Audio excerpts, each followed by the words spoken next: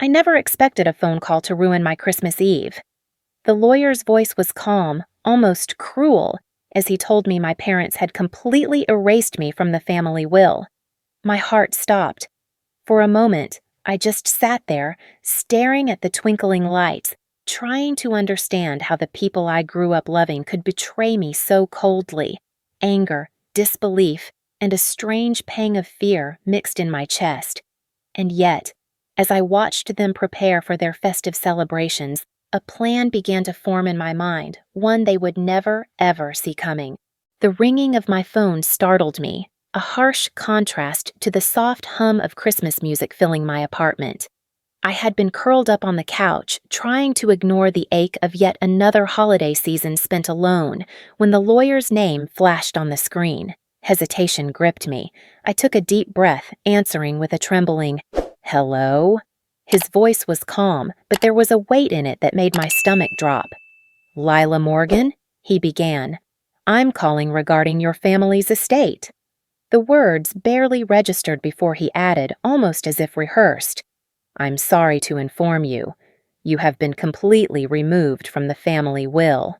For a moment, the world around me dissolved into a blur of twinkling lights and soft shadows from the Christmas tree. I felt my chest tighten, my heart pounding in disbelief. No warning, no explanation. Just the brutal, unyielding truth that the people who had raised me, who had shown me so little warmth over the years, had now completely erased me from their plans, from their lives, from their legacy. My mind raced. My body felt numb. I wanted to scream, but no sound came. Shock gave way to despair. I sank into the couch cushions, my hands clutching the phone as though I could squeeze the injustice out of it. Memories I had long tried to bury began to resurface. Years of Christmas mornings where my parents fawned over my younger siblings while offering me only a polite nod. The subtle whispers that my ideas weren't as good, my achievements never celebrated. Anger flickered, sharp and consuming, but it was laced with a deep, aching sorrow. How had it come to this? How could they so casually erase me, the child who had spent decades trying to earn their approval? A strange, almost reckless thought crept into my mind. My fingers hovered over the screen as if reaching for an invisible confidant. I typed a message to the universe, to anyone who might understand. If you were in my shoes, what would you do? Hitting send wasn't literal. It was my own private gesture, a micro cliffhanger for the unseen audience, a question hanging in the air for my imagination to answer. It wasn't about revenge, not yet. It was about the first spark of agency in the midst of the betrayal, a tiny ember in a winter of disappointment. I closed my eyes and exhaled slowly, allowing the warmth of the apartment to wash over me, the faint scent of pine needles and cinnamon mingling with the quiet crackle from the fireplace. And then it came, the small, nagging suspicion I had buried for years. There had always been whispers, subtle hints of favoritism that went beyond simple parental oversight. And now, looking back, I could see them clearly. A carefully orchestrated chain of manipulations, emails sent to the lawyer, quiet conversations behind closed doors. Someone in the family had been planning this exclusion long before this Christmas Eve. The thought made my skin prickle. It wasn't just cruelty, it was calculated, deliberate, and entirely concealed from me until the final act. I sank back onto the couch, gripping a warm mug of tea, my fingers tracing the rim. The steam curled upward, dissipating into the room like a fragile illusion. I stared at the tree, its ornaments catching the light in tiny bursts of color, and let myself breathe. There was grief in this moment, yes, but also clarity. The path forward wasn't about lashing out or making them pay in ways that would tarnish my own sense of self. It was about understanding, watching, and waiting. A plan would come, one that required patience and cunning, but for now I allowed myself this small, human moment of reflection. Memories pressed in again, softer this time. I remembered my mother's praise that never quite reached me, my father's nods that seemed to favor another sibling, the games at the dinner table where I was always one step behind, intentionally overlooked. The hurt was sharp, but mingled with the odd warmth of nostalgia, proof that even in pain there had been love, however conditional. I let a small smile form, almost imperceptibly, realizing that this emotional pause was essential. The audience, the unseen witness I had invited with my micro cliffhanger, could sense the rise and fall of my heart, the layering of grief, anger, and determination. And then a subtle detail caught my eye, a small ribbon from a gift left unopened weeks ago, partially hidden beneath the couch. I hadn't noticed it before, but it now seemed significant, almost like a marker, a symbol of the careful orchestration that had gone into my exclusion. Someone had been meticulous, and the realization made my pulse quicken, not with fear, but with resolve. This wasn't the end, it was the opening scene of a story that would soon unfold. I sat back, cradling my mug, letting the room's soft glow fill the spaces the shock had left behind. The snow outside began to fall, quiet and persistent, layering the city in white. It was a reminder of stillness, of patience, of hidden possibilities, and though my heart ached and my mind reeled with questions, one thing was clear. The Christmas Eve that had begun with betrayal would not end with me powerless. Someone had underestimated me, as they always had, and for the first time in a long time, I felt the faint stirrings of something dangerous yet thrilling, agency, insight, and the quiet promise that they would not see what came next. The morning after the devastating call, I sat at my small desk, the mug of cold tea beside me, staring at the clutter of papers, old emails, and financial statements I had gathered over the years.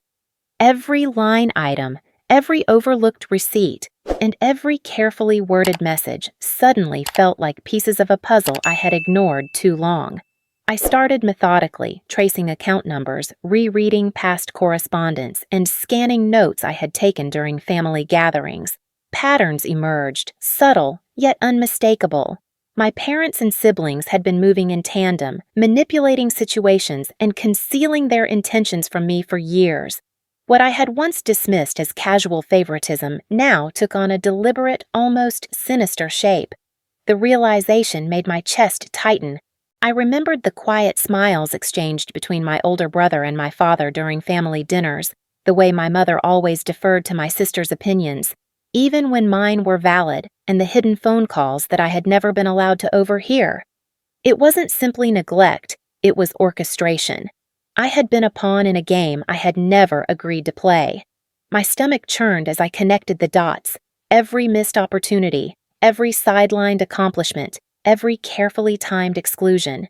They had been building this plan long before Christmas Eve, and I had been blissfully unaware. Then my eyes caught an email in my inbox, marked accidentally as urgent. My heart skipped a beat. The sender was one of my mother's assistants, and the subject line read something mundane, almost innocuous. Final review of estate distribution. Curiosity overrode hesitation. I opened it. Inside, the details of a property transaction emerged. A deal I had been told had fallen through years ago, deliberately misrepresented to me, and now quietly executed in favor of my siblings. The micro cliffhanger was immediate. How could they have hidden this from me for so long? And who else was involved in the deception? My pulse quickened, and the email felt like a beacon illuminating a dark labyrinth I had never known existed. I pushed back from the desk, rubbing my temples. Emotions collided inside me, anger at the betrayal, sadness for the lost trust, disbelief at their audacity, and an almost irresistible drive for justice. I needed clarity. A moment to step outside of the tangled web of family schemes and think. Wrapping my coat tightly around me, I stepped out into the falling snow. The cold bit at my cheeks, and the muffled hush of the world blanketed in white felt like a reprieve, a pause in the storm of my mind. As I walked, I questioned everything. Who was truly on my side, and could I trust even the people I had always believed in? I remembered my aunt, my mother's sister, who had always been quietly kind to me. Or so I thought. She had offered small gestures of support over the years, lending a sympathetic ear, bringing cookies when I was down. But now, as I considered the email and the pattern of exclusions, I couldn't ignore the possibility that she had facilitated some of the family's moves in secret. Had she truly been helping, or had she been playing a role in the orchestration, ensuring I remained blind to the scheme? The twist gnawed at me, and my footsteps slowed, crunching in the fresh snow, each one heavy with doubt. I let myself breathe, taking in the cold air, letting it clear my head. I thought back to the Christmases I had endured, the sense of invisibility, the subtle hierarchy that always placed me last. At first, I had accepted it, rationalized it, even forgiven it in my mind. But now, seeing the evidence laid bare, I could not. The injustice was palpable, and yet the emotional turbulence inside me demanded careful handling. I could not act recklessly, for the moment required strategy and patience, not blind retaliation. The micro cliffhanger lingered in my thoughts as I turned the corner toward the small park near my apartment. Who else had been aware of these manipulations? Was it possible that someone within my trusted circle had tipped off the lawyer to expedite the exclusion? The questions piled on top of each other, pressing against my mind like the snow-laden branches overhead. I paused on a bench, letting the cold seep through my gloves, and allowed myself a moment of reflection. The pause was brief, but necessary. My emotions had to settle, my resolve had to crystallize before I could move forward. Then, almost imperceptibly, a sense of clarity began to emerge. I could see the framework of their plan, the hidden motives, and the likely next steps they expected me to take, or fail to take. The twist, the kind that makes one catch their breath, was that someone I had always considered an ally might either betray me or unknowingly assist me in ways that could turn the tide. The uncertainty added tension, a quiet suspense that hummed beneath every thought, but it also gave me a strange sense of empowerment. For the first time in years, I realized I had choices, that the story had not ended, and that the power to act rested subtly but undeniably in my hands. As I made my way home, the snow settling on my coat and hair, I allowed a small private smile. This Christmas, though it had begun with betrayal and exclusion, held within it the seeds of something entirely different, a chance to reclaim my agency, to navigate the labyrinth of family secrets with intelligence and care, and to ensure that, when the right moment arrived, the consequences for those who had underestimated me would be unforgettable. I spent the next few days mapping out a plan, not one fueled by anger, but by precision and patience. I didn't want revenge that left scars on myself. I wanted a gift that reflected the truth, a subtle mirror of their own greed and arrogance. My mind raced as I wrote down every detail I could recall about their habits, their desires, and the tiny cracks in their carefully constructed personas. The challenge was to create a ripple, a consequence born from their own actions, without touching the law or crossing lines I wasn't willing to cross. Technology became my ally. I considered the power of digital exposure, but not in the obvious way. I didn't need to humiliate them publicly. That would be petty, and I wasn't that person. Instead, I could leverage the smallest of leaks, hints of reality that, once they surfaced, would quietly reveal the truth to those who mattered. A misdirected document here, a subtle reference there, a chain reaction born from their own assumptions and hubris. Each move was designed to look accidental while carrying weight that only I understood. The first test came unexpectedly. I sent a small, seemingly innocent message through a group I knew my family monitored, a gentle nudge about an old property dispute they thought I'd forgotten. The response was immediate, a ripple of tension I could almost see across their faces. In the video call, they didn't know I was observing. Their confusion was deliciously subtle. They had no idea who had set it in motion. My pulse quickened, and a small thrill ran through me. Micro cliffhanger. Would they figure out the source, or had I already woven the first thread of a chain they couldn't trace? I realized I couldn't do it alone. Some alliances were necessary, not to fight my family, but to guide the plan to fruition. I reached out to my closest friend, Mara, who had a knack for noticing details others overlooked. I recruited a colleague who worked remotely, someone with access to historical financial documents that could fill in gaps I'd never noticed. And finally, I made contact with a distant uncle, estranged from the family, whose knowledge of the family's inner workings was invaluable, yet whose involvement remained invisible to my parents and siblings. Together, they became silent partners, collaborators in a dance that only I could choreograph.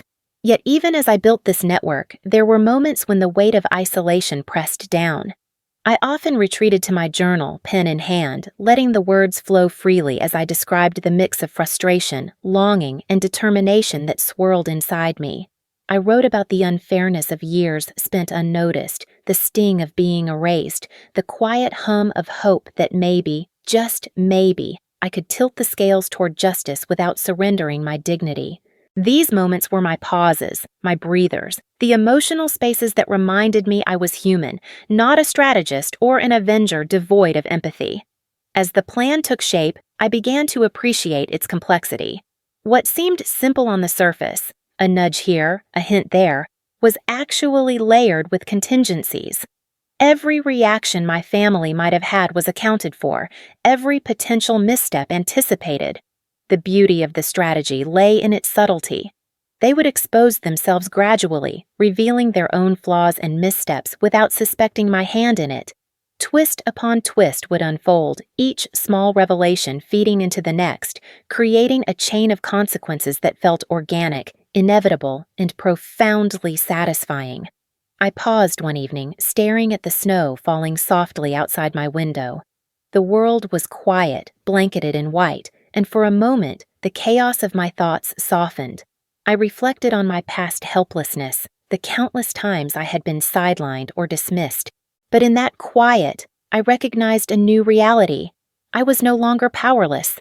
The plan was my way to reclaim agency, to navigate a family labyrinth filled with secrecy and pride, and to set in motion a sequence that would, in time, expose truth without compromising my own integrity. The first small test had already proven the concept. The subtle message had triggered unease, enough to confirm that my observations were accurate. And yet, the real challenge lay ahead. Every step had to be measured, every move deliberate. If I rushed, if I allowed emotion to guide my hand, the delicate balance could collapse. The twist that kept my pulse high was that each layer of the plan had multiple outcomes, some controlled by my actions, others entirely dependent on the choices of the family I had once loved and now needed to outmaneuver. As I closed my journal, the winter night pressing against the window pane, a sense of anticipation settled over me. The path was set, but the journey remained unpredictable. Every small action, every unseen observer, every inadvertent slip could ripple through the network I had created, revealing more than anyone expected. Yet this unpredictability was part of the thrill. The gift, I realized, was already beginning to take shape. Not a gift in the traditional sense, but a reflection of truth, patience, and consequence, quietly, inexorably moving toward revelation. The snow continued to fall, soft and persistent, as I allowed a brief smile. For the first time in years, I felt in control not through confrontation, but through careful orchestration. The real surprise, the kind that would leave my family stunned, would not come from force or anger, but from the elegance of timing, precision, and the inevitability of consequence. And as I turned off the lamp and prepared for sleep, I knew one thing with certainty. When the moment arrived, they would not know what hit them, and yet every step they had taken to betray me would lead them straight into the outcome they had unknowingly authored. Christmas morning arrived crisp and silent, the kind of quiet that makes every small sound echo in the house. I stepped into the familiar foyer of my parents' home, my coat shedding snowflakes onto the polished floor. I smiled warmly, a careful mask of innocence and holiday cheer, greeting my parents and siblings as though nothing had changed. Every word, every gesture was intentional. I laughed in the right places, nodded politely, and offered compliments with just the right balance of warmth and restraint. To anyone watching, I was the same sweet, compliant Lila they had always underestimated. But beneath that surface, every movement was a calculated step in a plan I had nurtured for weeks. The dining room looked as expected, the table perfectly set, the scent of cinnamon and pine filling the air, and my family immersed in small talk that barely concealed the tension I knew simmered beneath. Cameras were subtly positioned where no one would notice, quietly capturing reactions and facial expressions. Automated emails had been queued to drop hints of past discrepancies in financial dealings, and carefully placed messages, seemingly accidental, would surface over the next few hours. They moved and spoke as if they were still in control, unaware that the foundation of their illusion was already shaking. I caught my mother arranging the cranberry sauce, her hands precise, her back rigid. I met her gaze for a fraction of a second longer than polite, and a micro cliffhanger formed in that instant. Who would notice first? Would it be her, sharp as ever, or my older brother, whose arrogance made him oblivious to subtle shifts? The question lingered, a silent tension that drew me in as much as it would draw the audience, keeping them on edge as every reaction became a potential trigger in the chain of events I had meticulously designed. The first ripple appeared subtly. A misfiled email about the old property dispute popped up on my sister's tablet, apparently by accident. She frowned, eyes narrowing as she scrolled through the message, her hand trembling ever so slightly. I could see the moment her mind raced to piece together what it meant, though she did not yet connect it to me. My father, glancing over her shoulder, noticed the furrow in her brow, and a flicker of doubt crossed his otherwise composed face. It was delicate, invisible to anyone else but powerful in its implications. Then a second hint surfaced. A calendar reminder, innocuous in wording, that referred to a meeting regarding assets they had assumed I had ignored. Whispers rose around the table. My youngest brother's mouth opened and closed before he found words, confusion and fear mingling in his expression. My mother attempted to assert control, dismissing the messages with a sharp tone, but her own hesitation betrayed her. The initial shock of realization began to ripple through the family, subtle but undeniable. A secret long buried emerged as well. I noticed my uncle's old notebook, carelessly left near the buffet. The pages contained details of prior disputes, once hidden from my eyes, now revealed through my orchestrated guidance. As my mother glanced at it, her eyes widened, a brief flash of panic. My siblings exchanged uneasy glances, suspicion flickering between them. They were beginning to see the threads I had laid bare, unaware that I had nudged each one into place. The twist was unfolding naturally, each piece of information triggering uncertainty, distrust, and doubt. I allowed a moment for the scene to breathe. I stood quietly near the window, watching as snow swirled outside, letting the emotional tension swell. Their confusion, fear, and slight panic were visible, yet I remained still, absorbing the chaos without losing my composure. This pause was my way of grounding myself, of letting the audience sense the oscillation of emotions, the highs of shock, the lows of disbelief, and the small, quiet spaces of reflection. It was in these moments of calm that the real strategy solidified, unseen but deeply felt. Then came the reaction that confirmed the power of subtle orchestration. My sister whispered something about an old property deal, her voice low and urgent, and suddenly, accusations bounced across the table, each family member questioning the other. The secrets that had been carefully hidden for years were surfacing, guided by the gentle hand of my unseen influence. Faces turned red, voices rose, and in the midst of the confusion, I could sense the tension peak and then ebb, the emotional sinuousness I had engineered perfectly timed. I did not intervene, not yet. My heart remained warm, not cold. I felt a quiet empathy for their fear, for the shock they were experiencing. They were human, just as I was, caught in a web of choices and consequences. Watching them unravel without my active hand was both satisfying and sobering. The chaos was theirs, yet the lesson was mine to deliver.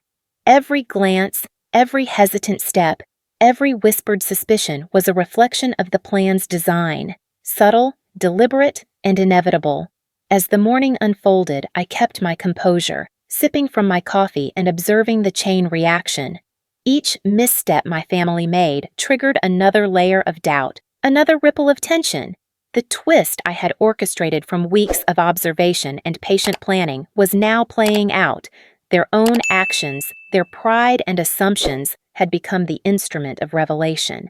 And I, standing quietly among them, was both conductor and audience, witnessing the slow unraveling of a family that had underestimated me for far too long. By the time the first hour of Christmas morning drew to a close, the room was thick with uncertainty. My parents whispered behind hands, my siblings exchanged nervous glances, and the carefully placed hints had begun to weave their invisible threads into a tapestry of revelation. I stayed silent, heart full, knowing that the impact would deepen in the hours to come. The initial execution was complete, but the unfolding consequences, the real gift, had only just begun. By mid-afternoon, the atmosphere in the house had shifted. The initial shock and confusion of Christmas morning had settled into a tense unease, a tangible recognition that something unseen had influenced the events unfolding. I watched from across the room as my family exchanged glances that were sharp and accusatory, each whisper carrying the weight of suspicion. The emails, the misdirected documents, the subtle digital nudges I had orchestrated were beginning to reveal themselves, not as my doing, but as the inevitable consequences of their own choices and pride. They were beginning to understand, in a slow, painful way, that the gift I had delivered was not one wrapped in paper or ribbons, but in truth and consequence. The largest reveal came unexpectedly. A property ledger, left carelessly open on the coffee table by my eldest brother in his nervous haste, detailed a series of decisions made without my knowledge. Decisions he and the rest of my family had assumed were invisible to me. Each transaction, each alteration of legal documents was evidence of greed, manipulation, and, more importantly, hubris. Their faces turned pale as they scanned the pages, realizing for the first time that their actions were being exposed in a way they could not control. The twist was perfect. A secret that had been guarded fiercely for decades was now visible in plain sight, and there was no one to blame but themselves. Whispers escalated into arguments. "Why would she even know about this?" my sister demanded, her voice tight with disbelief. My father shook his head, his expression a mixture of frustration and dawning comprehension. The carefully constructed veneer of control they had maintained for so long was crumbling under the weight of their own misdeeds. I remained silent, a passive observer with a small, deliberate smile, allowing the full impact of realization to unfold naturally. The chaos was theirs, but the satisfaction, the quiet triumph, was mine. I took a step back and let my gaze wander over the room. The decorations twinkled with an ironic cheer, contrasting sharply with the storm of emotions I witnessed. Each small mistake they had made in planning, each assumption about my ignorance, had set the stage for this moment. My presence, calm and composed, amplified the effect. They were experiencing the consequences of their own choices, guided subtly by my hand. And yet they had no idea who was truly orchestrating the revelation. The psychological weight of understanding, suspicion, and fear filled the room, a testament to the intricate planning I had undertaken.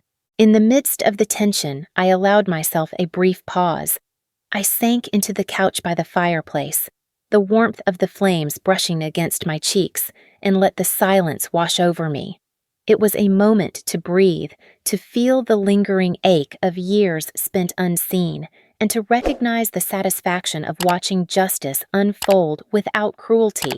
The micro cliffhanger lingered in my mind. Would they ever piece together that I had directed this? The thought amused me, knowing that the subtlety of my strategy made it unlikely, yet the possibility hung in the air, teasing the imagination of anyone observing. The family continued to unravel. My brother accused my sister of overlooking critical details. My mother questioned why certain documents had surfaced at exactly this moment. Each confrontation peeled back another layer of pretense, revealing truths that had long been buried. The largest secret, a long-concealed adjustment in the distribution of family assets meant to favor certain members, was finally visible to all, creating a moment of collective realization that left them stunned and silent. No one had expected this. Not even a hint of preparation could have readied them for the quiet inevitability of their own exposure. As I observed, I felt a profound sense of closure. There was no need for anger or retribution. The lesson had delivered itself through the natural consequences of their own actions. My triumph was not in confrontation, but in the subtle, deliberate guidance of events, ensuring that justice was felt in the hearts of those who had underestimated me. The warmth of my own composure contrasted with the tension around me, and I recognized a deep personal satisfaction in having reclaimed agency without sacrificing empathy or grace. I looked out the window at the snow falling softly outside, covering the city in a pristine white layer. For the first time in years, I felt a sense of freedom, a quiet liberation from the burdens of expectation and neglect. The lights of the Christmas tree reflected in the snow like tiny promises of hope, and I allowed myself a smile, small and private, knowing that this moment was mine. The micro cliffhanger whispered in the back of my mind. Perhaps one family member, humbled by what they had witnessed, would seek redemption or reconciliation in the future. The thought hinted at possibilities yet to come, keeping the narrative alive beyond the immediate triumph. In that moment, I realized the power of subtlety and patience. I had orchestrated a plan that revealed truth and justice through observation and clever guidance without ever raising my voice or breaking the law. The reactions of my family, their confusion, and their eventual understanding were all products of choices they had made long before I stepped into the room. My gift was not wrapped in paper, but in the inevitable unfolding of consequence, a reflection of their own behavior carefully channeled by my presence and foresight. The room slowly quieted, the initial chaos settling into a tense, reflective silence. My family, still grappling with revelations, had no idea how fully the outcome had been controlled, and that knowledge brought me a serene satisfaction. I rose from the couch, allowing the warmth of the room and the subtle hum of the holiday to fill me. The gift had been delivered, and the truth had spoken for itself. The first chapter of justice complete, yet the story remained alive, with small threads of possibility dangling in the air. The first week after Christmas felt strangely light. The weight of years of neglect and the sudden, sharp betrayal that had defined my family dynamic had lifted, replaced by a quiet sense of clarity. I moved through my days with a freedom I hadn't experienced in decades.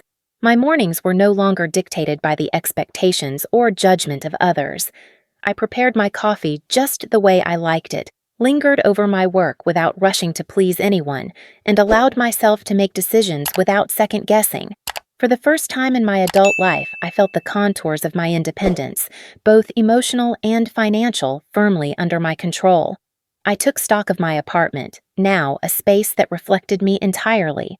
The books I loved, the art I collected, even the small trinkets I had inherited from distant relatives I actually trusted. They all mattered here. There was no longer a sense of invisibility, no longer a need to tiptoe around anyone's approval. The satisfaction of autonomy was heady but comforting, a warm undercurrent beneath the crisp winter air that seeped in through the windows. The world outside continued, unaware of the subtle triumphs that had shifted the balance in my life, and that was precisely how it should be. Even in this newfound serenity, the micro cliffhanger appeared unexpectedly. My phone buzzed with a message from an unknown number, one I recognized instantly as my mother. I stared at it for a moment, reading the words carefully. "Lila, can we talk?" There was no anger, no blame. Just a tentative reach. My first instinct was to feel a flicker of old worry, a whisper of what had always kept me anxious about family interactions. But I knew firmly that this message no longer had the power to unbalance me. I didn't need to respond immediately. I didn't need their validation to feel complete. For once, I was free to decide if I wanted to engage or let the door remain closed. I wandered through my apartment that evening, letting my fingers brush along familiar surfaces, the familiar warmth of home reinforcing my autonomy. I poured myself a cup of tea, and as I looked out the window at the snow-covered streets, I considered how the past few weeks had transformed me. The lessons I had internalized weren't just about justice or the clever orchestration of consequences.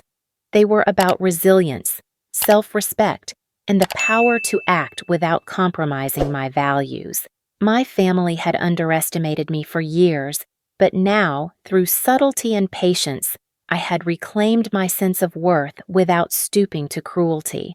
The quiet of my reflection was interrupted only by the faint sound of laughter drifting from the neighbors' windows, a reminder that life continued around me.